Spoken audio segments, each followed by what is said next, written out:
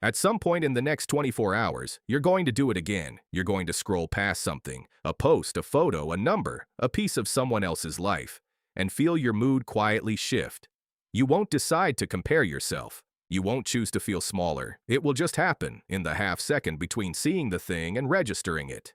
And the version of you who has read every self-help article will quickly try to talk you out of it.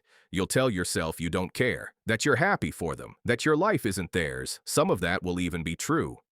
Underneath all of that, a much older system will be doing something it has been doing since long before there were phones to scroll on. It will be measuring you against them. Most people assume comparison is a modern problem, a side effect of social media, of seeing too many lives at once. It isn't. It predates language. It is older than written history, and the reason it feels impossible to turn off is something most people have never been told. The story we tell ourselves about comparison goes something like this.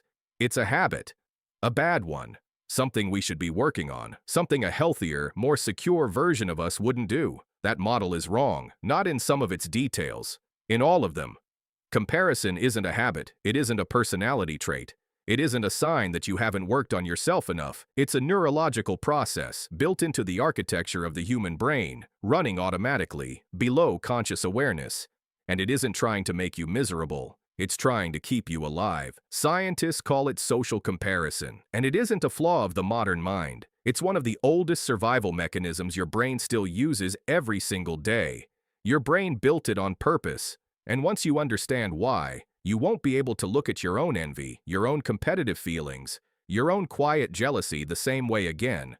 Because these are not moral failings, they're signals from a system that doesn't know it's no longer in the world it was built for. To understand why comparison runs this deep, you have to understand where the science of it actually starts. The year is 1954. A psychologist named Leon Festinger is sitting in his office at the University of Minnesota, trying to make sense of something he had been thinking about for years. The question he was wrestling with sounds simple. It isn't. How does any human being know who they are? Not in the abstract. Specifically, how does a person know whether they are smart, strong, capable, worthy of being taken seriously, worthy of being chosen? You can measure some things objectively. A ruler tells you how tall someone is. A scale tells you their weight. But everything that actually matters to a human being, intelligence, attractiveness, ability, worth, has no objective measure. So how do we know? Festinger's answer became one of the most influential ideas in the history of psychology. We don't. In the absence of objective measure, the brain reaches for the only metric it has access to. Other people. You don't know if you are smart. You know if you are smart compared to the people around you. You don't know if you are successful. You know if you are successful compared to the people you grew up with. You don't know if your life is good. You know if your life is good compared to the lives you can see. This is not a choice. This is the only operating system the brain has for measuring the things that don't come with a ruler. Festinger called it social comparison theory. And in the 70 years since he published it, every major neuroscience finding has confirmed it. You cannot turn it off, not because you are weak, because it is the system your brain uses to compute your own identity. But here's what's fascinating. The deeper question, the one Festinger raised but couldn't answer with the tools of his time, was why. Why would the brain build a system that constantly measures the self against others?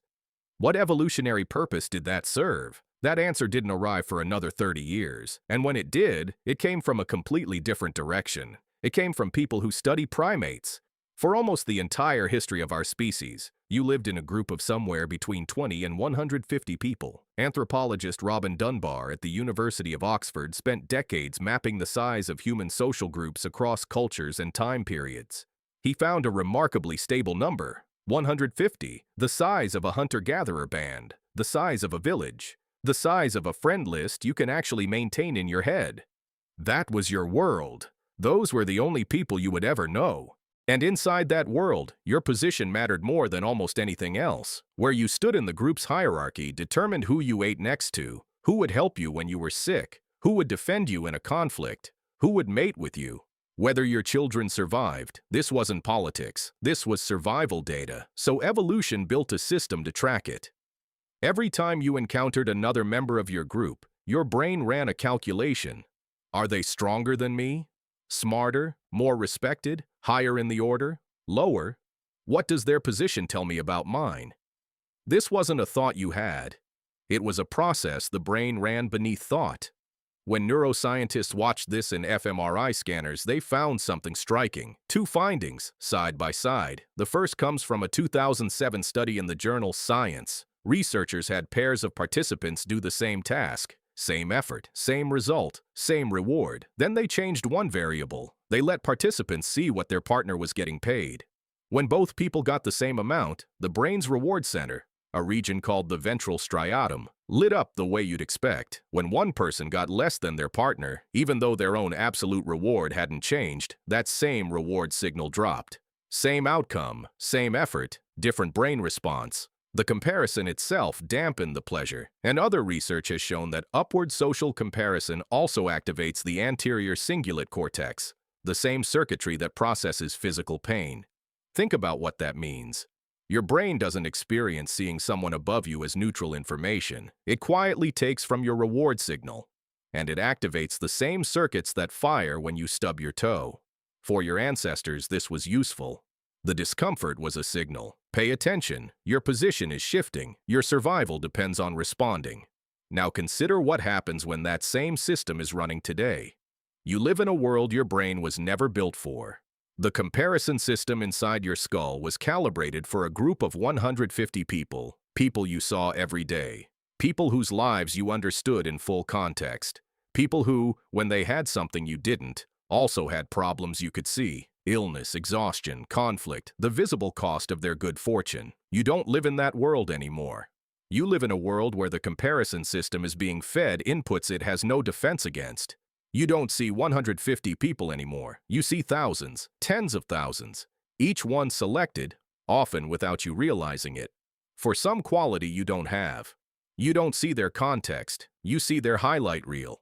You compare your unedited interior life to other people's curated exterior projection, and your brain, which was never built to detect the difference, registers every one of those comparisons as a real ranking with real survival consequences. Think about that.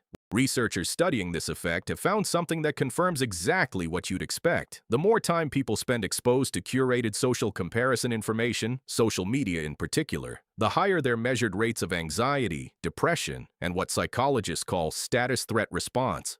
Not because they are weaker, because their comparison system is processing more input than 300,000 years of evolution prepared it to handle. The system itself is working perfectly. The world it's running in is the problem. So let's think about what this really means.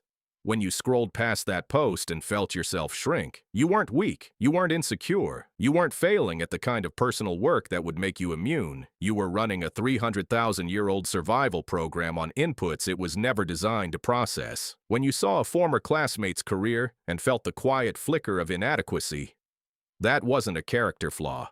That was your brain registering a status shift in a group it has been trained to monitor.